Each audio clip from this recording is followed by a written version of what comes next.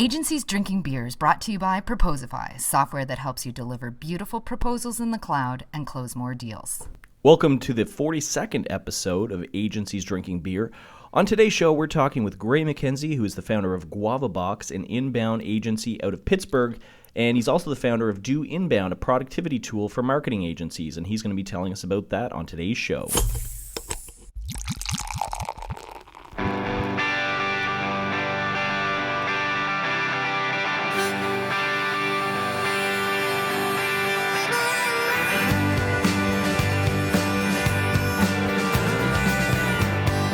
Yeah, so, Kevin, I heard you watched Apollo Creed last night.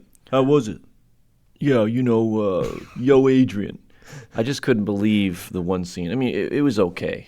I understand why it didn't get any nominations this year, but, with Stallone pulling a wooden chair out of a tree that he stores there and sitting it down in front of Adrian's grave, putting a flower down and saying, "Yo, Adrian." Yo, did he say yo? Oh, yeah. They had... Yeah, Yo Adrian, you're kind of a ghost. Life's really tough, and that's where he made his decision to help young Creed. Wow. Yeah, it was amazing. Yeah. He's cashing in, right? I mean, one last time. Yeah. Yeah, sometimes you need a new deck, right? Cool. Well, so on that note, welcome to the whatever episode. We covered that earlier. Yep.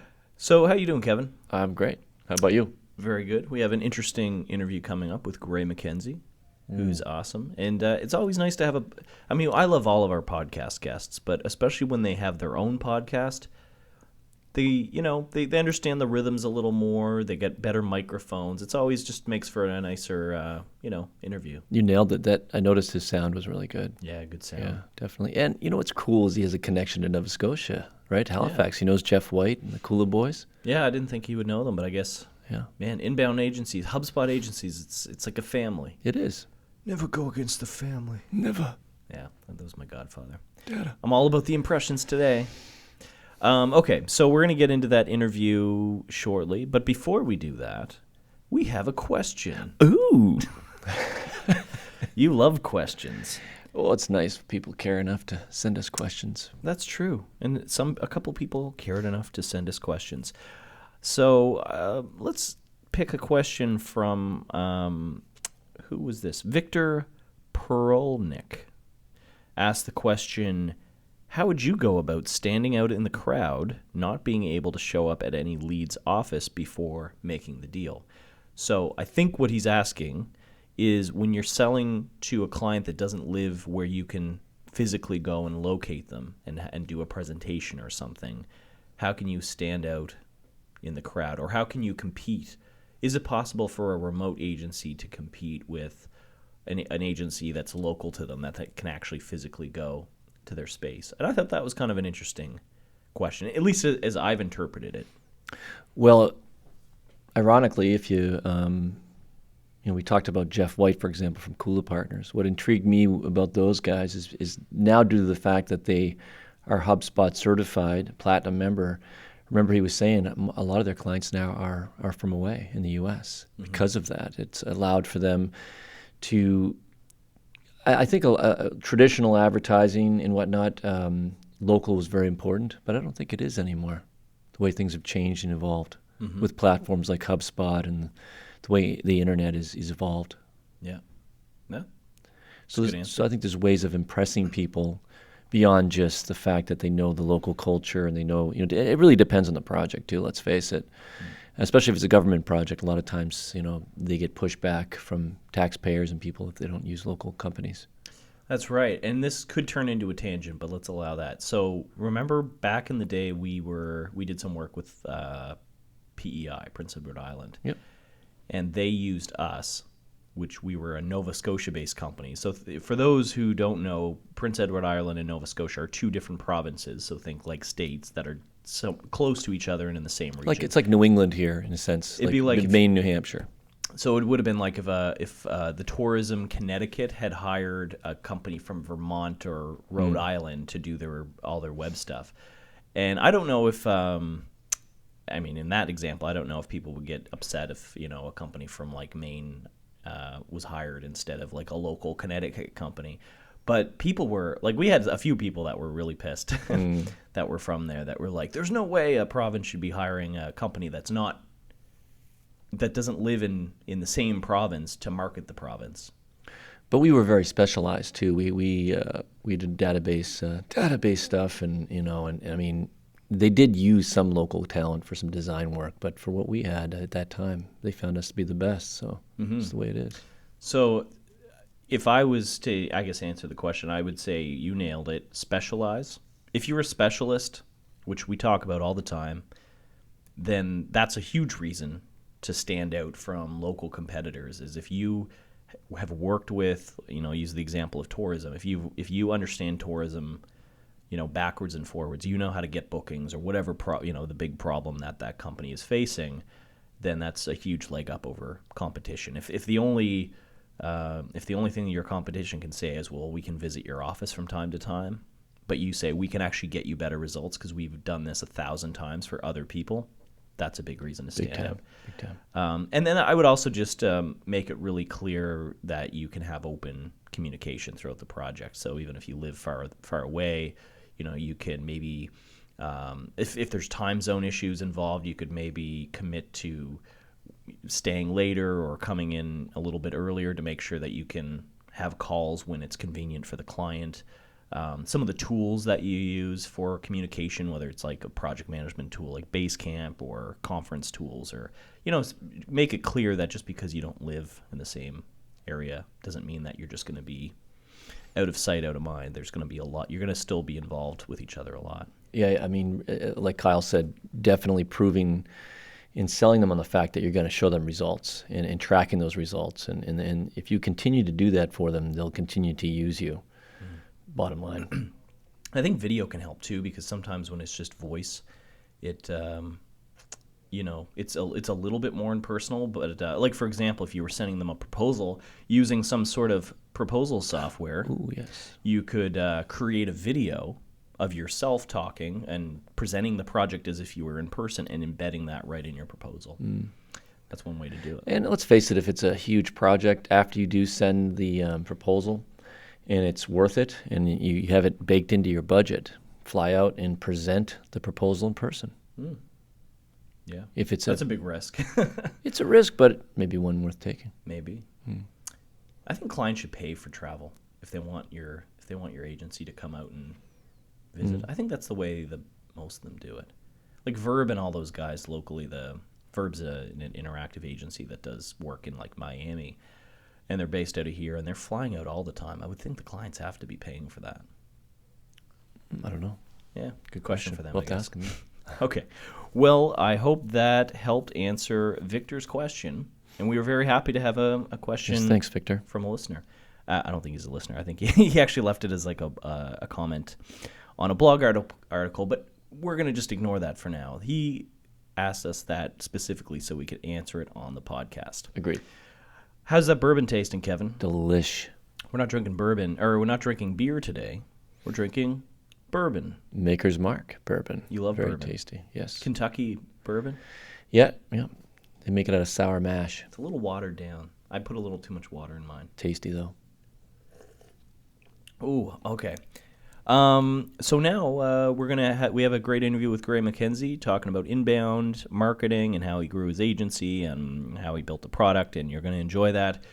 So now let's move on into our interview with Gray MacKenzie.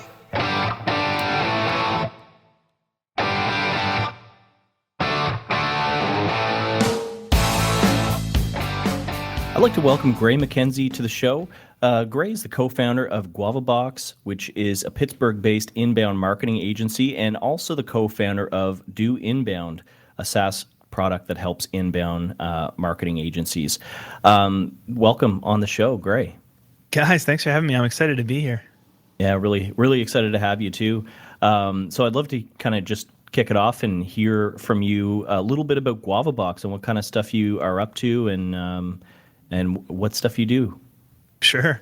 Yeah, well, there's a lot to tell. I think with any business, there's an awful lot of stories and journeys that have happened behind the scenes to get to where you are. But GuavaBox, just kind of in short, is, I guess we're 5 years old now. We're recording this in early 2016. So we've been in business for 5 years now. Started the business along with my partner, Andrew Dembski, out of our dorm room. We went to school together at Grove City College, a school in Western PA, and started the business out of our dorm room in 2011. Both graduated that year, and then kind of continued on. In that first year of the business, we'd known for a while that we wanted to get into content marketing and do marketing strategy and delivery for our clients. But initially, we did a lot of website design and fragmented services where we do search engine optimization for a business or social media, and just realized about a year in that the path we were headed down wasn't going to be very sustainable or scalable. We weren't really specializing in any one thing. And so we found HubSpot, identified HubSpot at that point in time, and they were pretty early on into their partner program. And the whole inbound marketing methodology that they were preaching at that point really resonated with what we kind of already knew that we wanted to do. So we partnered up with HubSpot. We kind of went all in on not just being a digital marketing agency, but an inbound marketing agency, and kind of focusing on building out what the client delivery journey was going to look like and what exactly we're going to do for clients. And at that point in mid 2012, that's where we really made the shift and kind of hit a turning point in terms of the agency. Obviously, there's a lot of growing pains, but we're largely along those same lines. Where today, as an agency, what we do, the two things that we do really well, which is also almost everything that we do, but building an inbound marketing strategy. We call it an inbound marketing game plan for clients, and we primarily work with B2B organizations in the software space, either the SaaS companies or in the manufacturing verticals. So those are kind of the two primary verticals. And then the other thing that we do really well is web design tied into inbound marketing relationships. And so we do a lot of that on the HubSpot platform. And the last part of the client delivery journey that we often work with clients on is the kind of the ongoing building out all that content, producing that, and trying to help them basically go from working with an agency to produce that content to the point where we can help them go from outsourcing it to insourcing it and starting to own more and more of that. And we just kind of progress with them, help them grow in the inbound space. Oh, cool. So you guys do the strategy component. If they need some web design services to kind of support that strategy, you guys do that. And then also the content production and sort of training them to make inbound marketing part of their, part of the marketing activities regularly. It's not uncommon to hear now that most inbound agencies are using HubSpot and partnering with HubSpot, and it's sort of almost a part of your company, right? Like, to you, I guess, how important is HubSpot's software to the kind of results and the kind of value that you can bring your clients? Yeah, I think that's a good question, and that's something obviously a lot of not just agencies but businesses have to wrestle with, and say, do I really need to pay for a platform that demands a premium? The methodology behind what you're trying to do, I think, is the most important piece, and obviously the execution of it. And both of those can happen outside of HubSpot. HubSpot is pretty critical for us in terms of the execution. It's just the best platform out there for doing effective inbound marketing, at least in the verticals that we serve in the worlds that we've run in. And we've experimented with other platforms. And obviously, initially, I think most agencies have gone through this, where you try and hack it together yourself and bring a bunch of different tools together.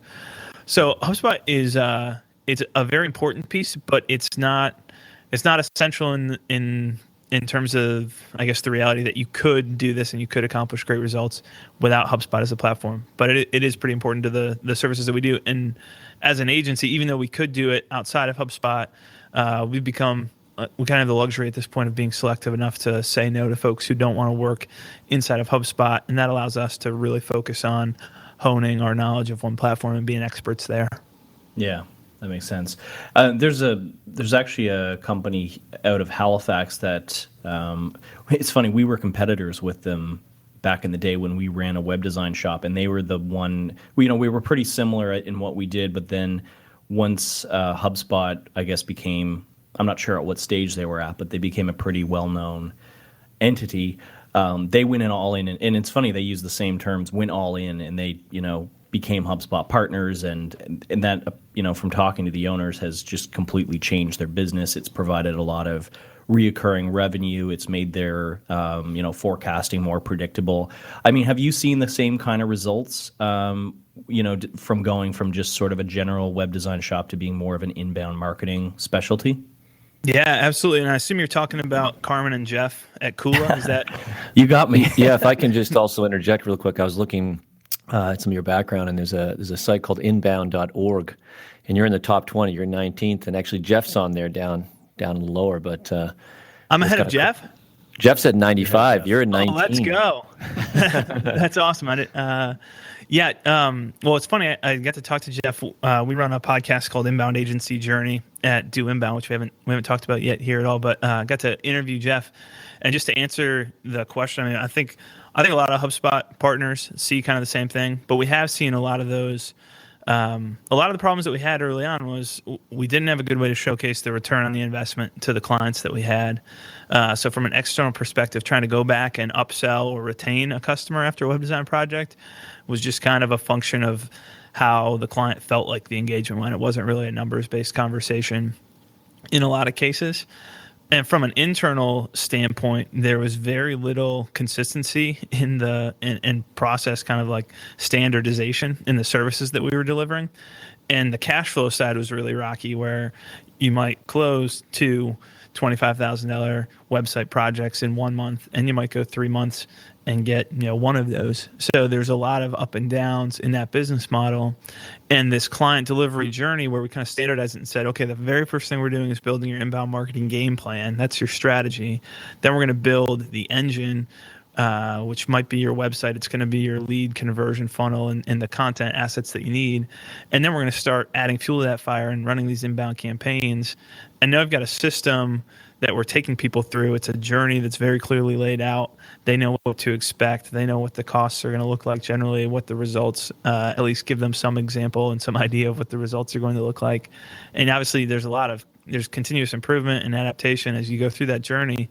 But mapping that out obviously gave us the ability to work with clients on much longer term relationships, kind of steady the cash flow, peaks and valleys that we were going through before, and then showcase the ROI to the clients at the end of the day. So it really, I think a lot of those things that you mentioned that Carmen and Jeff have brought up, we saw the exact same thing. That seems to be a consistent trend. I mean, I know we've talked about in the past, we've had very strong, big issues with cash flow, and it was the exact kind of thing, like the feast or famine nature of running an agency. I mean, one thing I've noticed that a lot of agencies like yourself that specialize in inbound and use the whole HubSpot methodology is you tend to be a lot better at your own marketing, because most agencies, it's kind of a cliche of like the cobbler's kids have no shoes, and a lot of agencies are really bad at marketing themselves.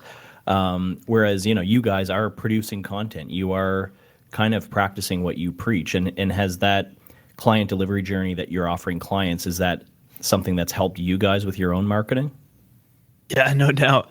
I think the most successful, this has been just a recurring theme of interviewing and talking to other inbound marketing agency owners, is the most successful ones have always, at some point, there's been this moment where they decided to buckle down and apply it to themselves and make that investment.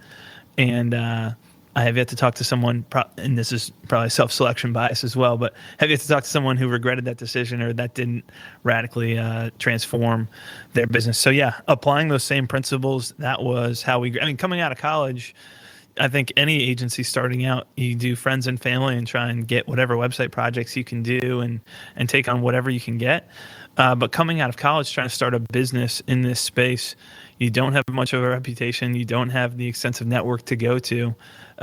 So we didn't have kind of some of the built-in advantages, which I think could also be disadvantages and would have worked against us. But we didn't have that ability to rely on a huge referral network or word of mouth as much as we needed to apply inbound to ourselves. And so that's a huge part of our journey and how we went with when we started really cranking out content and following our own inbound marketing journey. We went from about 1,200 visitors a month to 15,000 visitors a month in about a 9-month window there. And so that kind of, obviously the lead conversions increased a ton from where we had no content offers. It was a couple contact form submissions on a monthly basis to hundreds of leads coming in on a monthly basis, and then you have the need for the funnel and all the things that went along with that. But yeah, we definitely went through the same. We needed to dedicate ourselves to this. The results at first were slow, and then just kind of went through the roof there at the end. So you're generating lots of leads to the site. You're putting out content offers, lead magnets, getting there. I'm sure you're probably implementing some sort of drip sequence to kind of nurture them, all that good stuff. I mean, what does your process look like once you get kind of a qualified lead in the door and they contact you guys and they sort of gone through that stuff and they say, hey, let's talk about a project? Do you kind of have a system for like validating those leads and converting them into clients? Yeah, absolutely. So in the back end of HubSpot, we use lead scoring, which is just a way to, based on the characteristics, you're kind of taking the characteristics of whoever that prospect is, along with the actions that they've done, and merging those two together to create a metric of how qualified this person may or may not be. And once they kind of get to the point where we're reaching out to them, setting up a call, or they've requested a meeting with us, they want to talk about their project or their needs with us, we use assignment selling. So basically, we will jump on that call with them, but we're also going to give them maybe before, depending on the prospect, either before that call or immediately after initial kind of brief connect call to just get to know each other. We'll give them, now that they want to know about the services that we're going to offer and the way that we're going to provide a solution for them. We'll give them kind of an overview of, hey, here's our process. And as we're working through this series of an initial connect call, and then we'll get into a more in-depth assessment and diagnosis, and then walk through what the solution is going to look like after we kind of had that qualifying call. And then obviously you're to the point where hopefully you're agreeing on terms and working together, or deciding earlier than that, hopefully, but at some point there you're going to decide during that process that you're not a good fit, or you are, and you'll keep going. But using content throughout that sales process to help them self-educate, and also it's a way to gauge how serious this person is, and accelerate the sales process in a lot of ways. So that's kind of the process that we take people through there. I remember that's like one of the most frustrating things about the sales cycle with agencies, at least when we did it, was like, you get that person who emails and goes, hey, you want to, especially if they're local, do you want to go out and grab a coffee and chat? And so you kind of book, half a day to go sit and chat with them. And then you find out at the end of the whole thing, like, they're not really, like you said, about finding out how serious they are about it. Like, well, we don't really have a deadline, and we don't, our budget's pretty, like, we don't really know what our budget is, and all those kind of really vague, like tire kicker type of statements.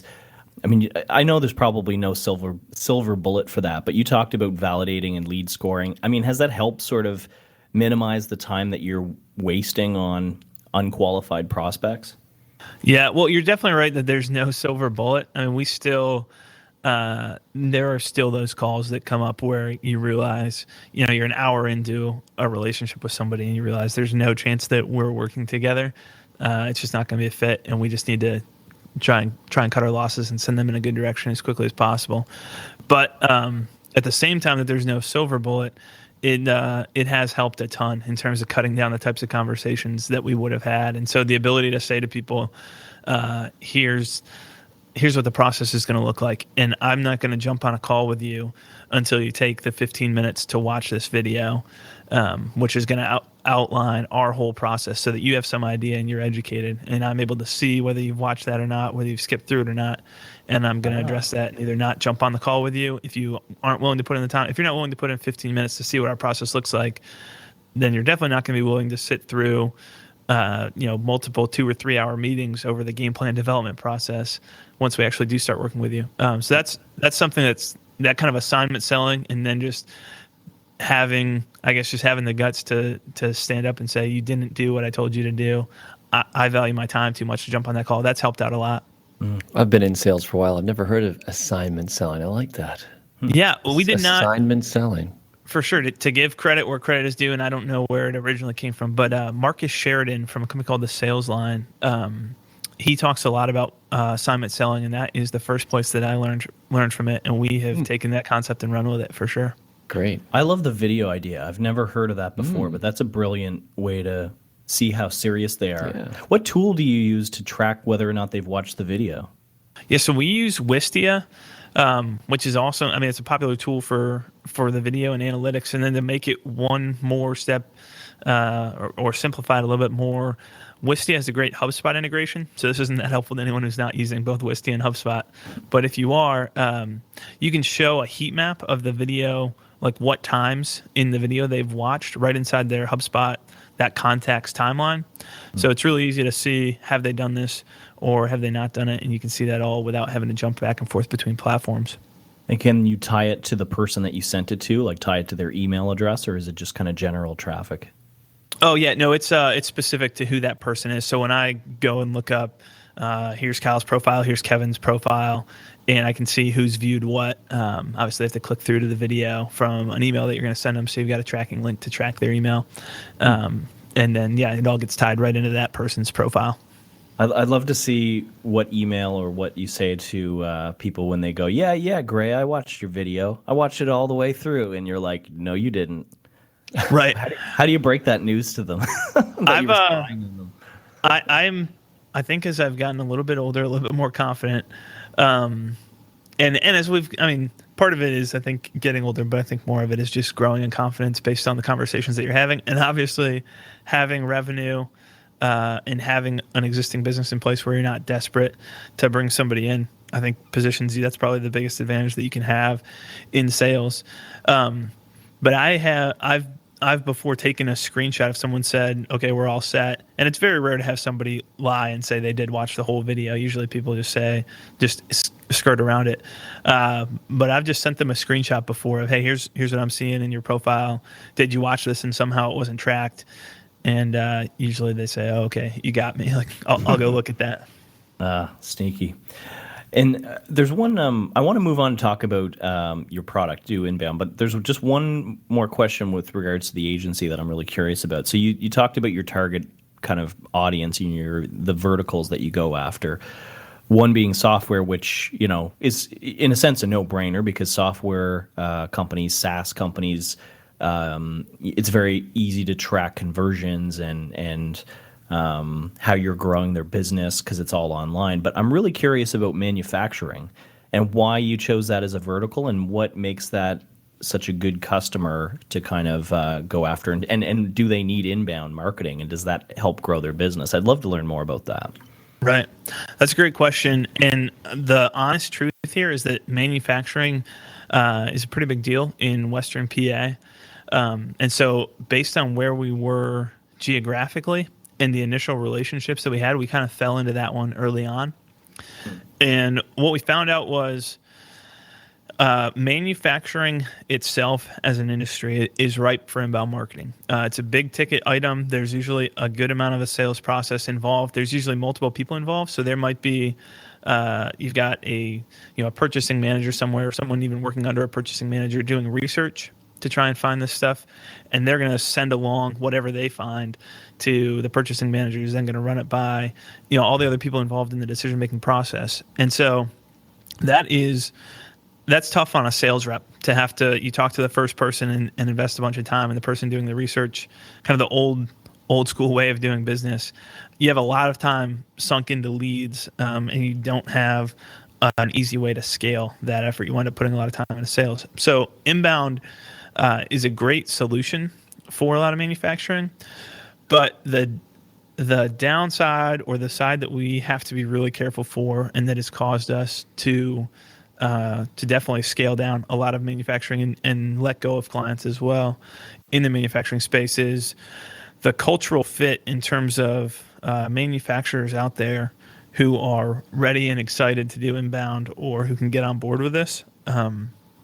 That's a bigger deal than, I think that the biggest thing that identifies someone as a good candidate for inbound marketing is their own level of persuasion and commitment to doing it. I think that regardless of the business model, it kind of comes down to the buy-in that they have, and buy-in is the biggest problem. And so that's something that we struggled with, and we really struggled with. We kind of fell on our face with one of the first clients who we ever brought on. They were in the heavy industrial manufacturing space, and we just didn't have buy-in from the top of the organization. So that is the industry is good, and we just have to be very careful and kind of pick and choose and do a great job of educating and making sure that people understand what they're getting into when they get into inbound marketing. Mm-hmm. Yeah, but, back to the earlier point of SaaS being kind of a more common business to go after for inbound marketing, because often people in it understand marketing to some degree. They understand technology for sure. I would think that manufacturing companies are a little bit more old school probably in their mindset. And, I'm just trying to think of an example of like somebody who manufactures, I don't know, car parts or appliances or something like that. Are they really set up internally to be able to like publish blog posts and manage social media and come up with lead offers and landing pages and all that? Even with the technology, I would think that would still be quite a challenge to get that buy-in. Yeah, it's definitely the vast minority of folks who are ready to do that. And so a part of that process in a lot of cases has been you're kind of taking them from, you've got somebody, a lot of times it's new leadership. It could even be a second generation manufacturing company where a son comes in or a daughter comes in and they recognize the power of the internet, but they don't know how to get started. They don't have the people internally. So there's kind of that process of trying to take them from initially, as long as you're bought into this idea and willing to commit to it, you can outsource a lot of that content creation and a lot of that work, but we need to start working with you on the insourcing model. And so how do we help you hire the right folks and get the right folks onto your team who can go with this? And do you have the staying power to commit to something where you might not see results, or at least might not see the ROI that you're looking for 6 or 9 or 12 months based on your commitment to the idea that this is the right thing to do as a business? Mm-hmm. Yeah. So, let's move on a little bit to DoInbound, your product. So, first of all, just let the listeners know what the product is. Yeah. So, I'll kind of hold back on the why the product exists, other than to say, similar to you guys and the Proposify story, starting out of the pain that you'd experienced and something that you knew firsthand. I mentioned kind of falling on our faces with some of our initial retainers and not having buy-in. And one of the big problems there was we didn't have buy-in, but we also didn't have a streamlined process for how we were going to take a client from start to finish. And we definitely didn't have documented out how we were going to provide all the services that we had. So we've always had, Andrew and I have always placed a big emphasis on trying to have systems in place, and with the goal of being able to scale the agency and any business that we're in. So basically, DoInbound, the short way that we describe it is as a project and process management tool specifically for other inbound marketing agencies. So we're only targeting other digital agencies who are doing inbound right now, and we're providing a project management software that revolves around having templates built out for the things that you do on a repeatable basis. And we preload a lot of those templates into the platform to try and accelerate the getting up to speed journey for a lot of younger agencies. That's really smart, and I love that you guys picked that very narrow target of not just agencies, but inbound agencies. You can, I haven't, full disclosure, I haven't used the product or been able to kind of poke around. Maybe you can give me a login or a way to get in there afterwards. But just even looking at the screenshots, you can see that it's clearly tailor-made for inbound agencies. Like, you wouldn't be able to do this kind of stuff in Basecamp or Asana or any of those more general project management tools. Right. Yeah, I think I think that one of the reasons that this is still going, and this is our first time into the SaaS space, so there's a ton of learning lessons here.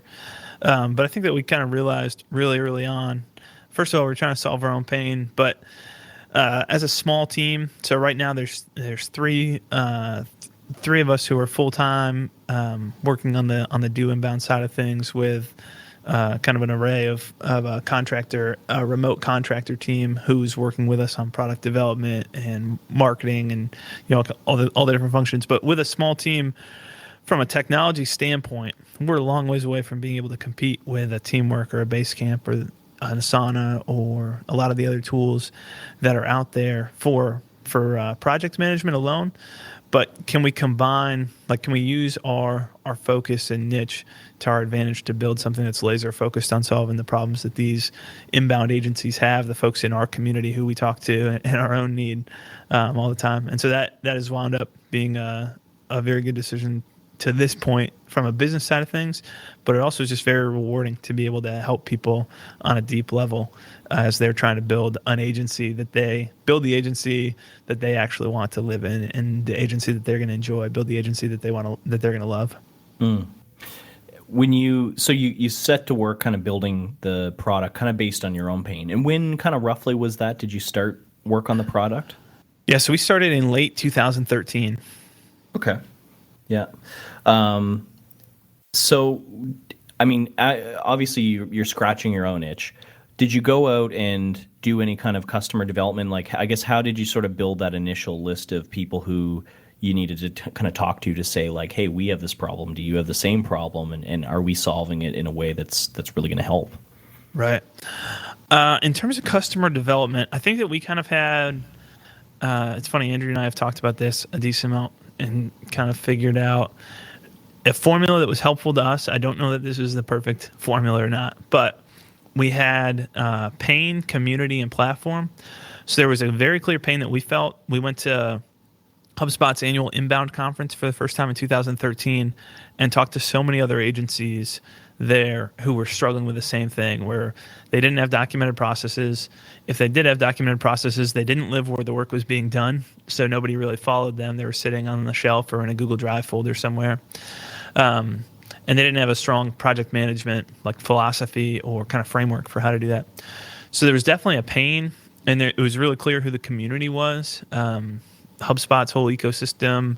There's obviously a number of other marketing automation platforms and inbound marketing agencies and other communities that all kind of revolve around these similar places.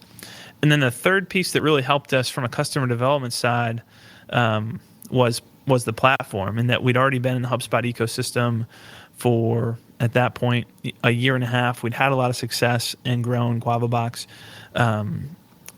quickly in comparison relative to a lot of the other agencies out there. I don't think that growing an agency that's never like the rocket ship route anywhere, but relatively had grown pretty quickly. And so those three things really helped us to then know who to reach out to and have a platform and kind of some built-in respect to sell from, and let people know based on our kind of status in the HubSpot ecosystem that we might have some idea of what we're doing. And we talked to a lot of people who just gave us a ton of great feedback and input early on. And those people became a lot of our early customers and first customers, and have become really good friends to this point. So we've talked a lot on the show and maybe other parts of the internet about our experience, like building a product while trying to run an agency, and the challenges that we've had. I mean, I'd love to hear from your experience, Gray, kind of the biggest hurdles that you ran into. Was there issues where, you were just kind of had a split focus between trying to grow and nurture your agency and trying to get a product off the ground, and, all the work that's involved in iterating and improving it? Yeah, this has been, just to be really candid and transparent, like, this is one of the hardest issues out there, because we didn't want to let GuavaBox just go, because that's kind of our touch point to what the pain is and how the pain evolves. Aside from the fact that that's where the revenue is coming from as you're building out a platform.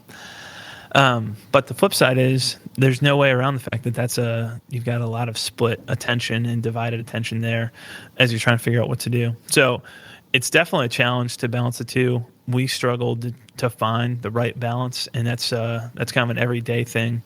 But for about the first year and a half, the majority of our time was spent on GuavaBox still, at least from Andrew and I brought in another developer who worked full time for that first year and a half to get the platform out there, and also we wound up completely rebuilding the platform about 9 months in, where we rebuilt it pretty much from the ground up.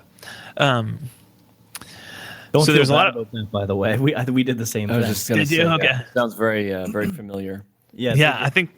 Oh, sorry. Go ahead. I was going to say you kind of launch your first version of what you think it should be, and then you start getting feedback, and eventually you realize maybe you had the core idea was there, but the way that you went about it was totally off. And so for us, like about 9 months later, we kind of realized with all the changes we needed to make, it was just easier to start from scratch again. Yeah, that's pretty much exactly. I mean, we had everyone touts the MVP. And looking back at that product, it was horrendous, but it communicated the vision well enough that people signed up. And from a technology side, like we just built basically a Rails-powered site with a kind of a static front end. And so anytime you wanted to do multiple things on a screen, you were refreshing multiple times. And so we finally rebuilt with JavaScript. We use Ember as our front end framework, which allows us to be much more dynamic, much more single page application like. But that rebuilding process, we learned a ton from that first iteration. It was really valuable to go through that. So we relaunched that second version just, I guess, at the time that we're recording this, 9 or 10 months ago. I think we started bringing folks in on a kind of slow basis in May of 2015. And at that point, we really started to shift our focus from the agency, the GuavaBox side, to DoInbound. So we've slowed down growth. We've cut clients who weren't a good fit on the GuavaBox side, and we've shifted the bulk of our attention over to DoInbound. And so GuavaBox is still alive and still operating and producing revenue that helps fund. We're a bootstrap startup here at DoInbound, but we've had the luxury of having GuavaBox as kind of the financing engine for DoInbound development. But yeah, so that was kind of the tipping point where we, about mid 2015, where we really started to put the bulk of our attention into DoInbound and became a lot more selective with our agency GuavaBox and scaled down what we were doing there. And that's kind of there's still that tension, that balance of trying to figure out how much time and attention goes where. But that's the story to this point. Do you ever intend to raise money from angels or other venture capitalists or any other type of investor to put into your product? I think at this point, the answer is no, if we can avoid it without sacrificing the customer experience. And I think that even phrasing it like that is probably, I think that there's no doubt that not taking funding and not going as fast as you possibly can there's no doubt that impacts the customer experience. But if we hit the point where there's not enough revenue coming in the door to be able to develop as fast as we feel comfortable in terms of product planning and getting feedback and that kind of thing, I think that funding is a possibility, but ideologically would much prefer to be bootstrapped and continue to do it that way. I know. I mean, it sounds very much like the method that 37 Signals of Basecamp followed way back when they sort of revolutionized the whole idea of SaaS with Basecamp. And that was always kind of our dream of like keep running the agency, build the product, and just eventually the revenue from the product overtakes your agency work and you can kind of gradually phase that out. It didn't work out quite that way for us. We found just running both of them at the same time was impossible, and we had to let the agency go in order to work on the product, and we did raise some money for it. I mean, and tell me if this is too much information that you don't want to broadcast publicly, but is that kind of the route that you would see that taking in a few years, is eventually like the product really takes off and you just don't have a need as much to take on client work? Yeah, I think absolutely. And I think, I mean, the expectation and definitely the goal here is to accelerate that timeline much quicker than a couple years. And what happens at that point with the agency, I think, is still to be determined. There have obviously been a lot of conversations about what that's going to look like. But yeah, we'd like to not be reliant on the agency for anything, definitely by the end of 2016. Well, the wonderful thing about a business like GuavaBox is that, unlike, I guess, sort of what you were talking about before, is the small web design company that takes on sporadically projects, is you've got a real process and you've got you've got some predictable revenue because of all that kind of infrastructure that you've put into place. That I would think would be kind of an easier agency to sell than just sort of like a small web design shop. somebody could realistically take over GuavaBox one day if you wanted to sell it, right? And kind of keep the processes in place to run. Right. Yeah, I think absolutely. I think that the barrier to entry on the agency side is obviously lower than on the software side, which is one of the many reasons that that evaluation, if you ever do want to make an exit, is going to be lower. It's easier for someone to go reproduce. But there's definitely value in having, on both sides of it, on the client side, the book of business side of things, and the kind of the setup for recurring revenue there, but also on the kind of the lead generation side. If someone wanted to come in and take over an agency, and there's already that traffic and those leads built up on a monthly basis, there's the ability to scale up more quickly than building that from scratch and redoing the journey that we went through. Well, Gray, I mean, it sounds like you're into doing awesome things with both your agency GuavaBox and DoInbound, and we wish you all the best of luck as you kind of keep rocking that out, and loved having you on the show. So thank you for taking the time. Absolutely. Thanks for having me on, guys. Yeah, thanks, Gray. Cool. It's not an easy task building a product inside your agency. Off topic, he's from Pittsburgh, where Sid the Kid's from. Yeah. Sidney Crosby. That's right. And is from the same town that Kyle grew up in.